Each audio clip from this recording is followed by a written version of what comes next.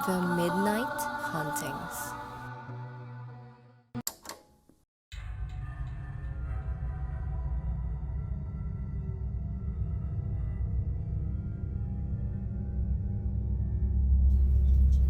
Magandang araw mga ka-midnight. Ako si Rex. Ang kwentong ito ay pinadala ng isa nating tagapakinig at ito ay tungkol sa isang lalaki na bumisita sa kanyang inchik na lola. Kung saan tila may kaluluwang nakasunod sa kanya matapos niyang mamana ang isang misteryosong bagwa. Ako si Ken at ang aking kwento ay nagsimula nang magkasakit ang aking lola Jing. Hindi ako malapit sa kanya dahil hiwalay ang aking mga magulang at hindi ako napupunta masyado sa poder ng aking ama na Chinese. Dahil doon ay hindi ako pamilyar sa kanilang kultura. Kaya naman naninibago ako sa mga unang araw na sinasamahan ko si Lola Jing. Kakaiba sa akin ang mga templo nila at ginagabayan ako ni Lola kahit nahirap akong makipag-usap sa kanya. Hindi kasi siya gaanong marunong magtagalog at hindi naman ako nagcha-Chinese. Mabait naman si Lola Jing at kahit na matagal nang yumao ang aking ama ay lagi siyang may regalo sa akin tuwing binibisita niya ako.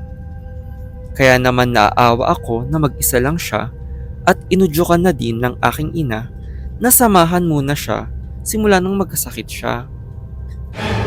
Nagulat lang ako nang bigla akong abutan ni Lola Jing ng isang bagwa at tila sinasabihan niya akong ingatan ito ng mabuti. Medyo natakot ako dahil sa mga napapanood tungkol sa mga bagwa kaya naisipang itago sa kwarto ito. Doon ako unang nakaranas ng kababalaghan dahil biglang may kaluluwang nagpakita bigla sa akin simula nang ilagay ko ito sa kwarto. Tila nakabihis na pang-inchik ang kaluluwa at tila nanghihigop ito ng lakas nang ito ay nagpakita. Nagising na lang akong wala na ito, ngunit hinang-hina ang aking buong katawan. Hindi ko maipaliwanag ang aking naramdaman at natakot akong maging dagdag pa sa isipin ni Lola Jing, kaya naman naisipan kong wag ipaalam sa kanya ang aking nakita. Ayaw ko din kasing matakot pa siya at mahina na ang puso ni Lola Jing. Halos hindi ako makatulog nung gabing iyon at sa mga sumunod na gabi pa, sa takot na baka muling magpakita ang kaluluwa. Ngunit ramdam ko pa din ang kanyang presensya sa loob ng bahay. Mabigat ang aking pakiramdam tuwing nasa loob ng bahay at tila nanghihina palagi. Naging lapitin din ako ng sakit at kung ano-anong kamalasan. Doon ako napaisip na baka konektado ang aking nararamdaman sa kaluluwa. Kahit si Lola Jing mismo ay nagtataka. Hirap man niyang ipaliwanag, ay dapat daw ay dumaan kami sa templo at tila nagkakasakit na daw ako dahil nahahalata na niya ang pagiging mahina ko. Natuwa din ako dahil baka makatulong ang pagsisindi ng insenso namin para mataboy ang masamang espiritu. Pagdating namin ay sinalubong kami ng isang tila pari ng templo. Sa unang paglapit pa lang nito ay sinabi niyang may nararamdaman siyang negatibong enerhiya na nakakapit sa akin. Nang pinagdasal ako nito sa loob at pinagsindi ng insenso, ay nakaramdam ako ng kakaiba.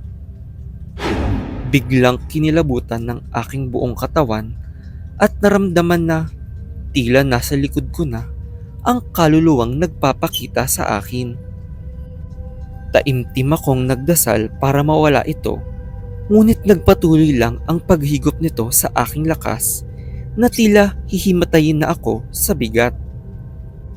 Nagsabi ako kay Lola Jing na nais ko nang umuwi at nagmamadaling lumabas. Pagdating sa bahay ay tila nilagnat ako at nahirapan ng kumilos sa bahay. Lalong nag-alala sa akin si Lola Jing at tinanong ako kung saan ko nilagay ang bagwang pinamana niya sa akin. Sinabi kong itinago ko iyon sa aking kwarto at nagulat ako sa kanyang reaksyon. Nagmamadali siyang magkalkal ng gamit ko na tila may hinahanap.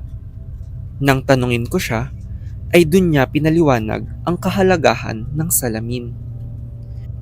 Ang bagwa daw ay ginagamit pang taboy ng masasamang espiritu at enerhiya sa bahay. Dapat daw ay pinupwesto ito ng maayos ayon sa feng shui na tinitirhan. Kinumpronta niya ako kung meron daw bang nagpakitang kaluluwa sa akin at dun ako umamin sa kanya.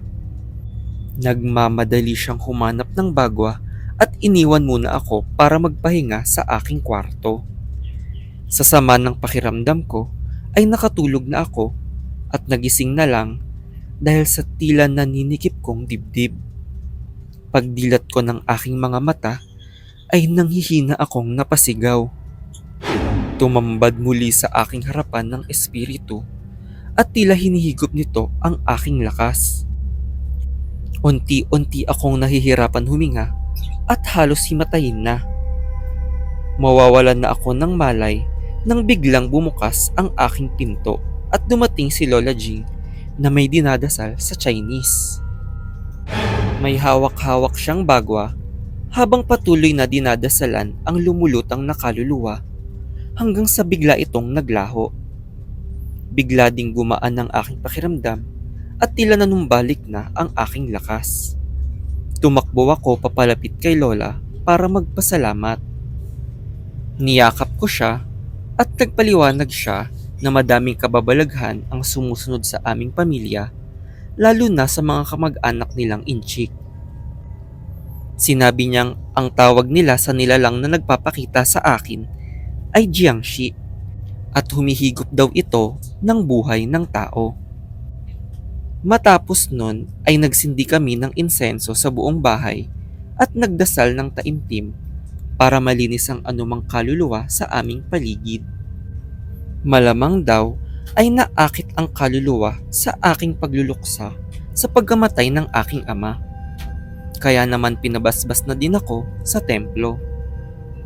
Ilang taon na ang lumipas at natuto pa ako sa mundo ng kababalaghan naming mga Chinoy. Dati ay hindi ako naniniwala sa mga paniniwala ni Lola, ngunit naisip ko namang walang masama kung iingatan ko ang nagprotekta sa akin na bagwa ni Lola.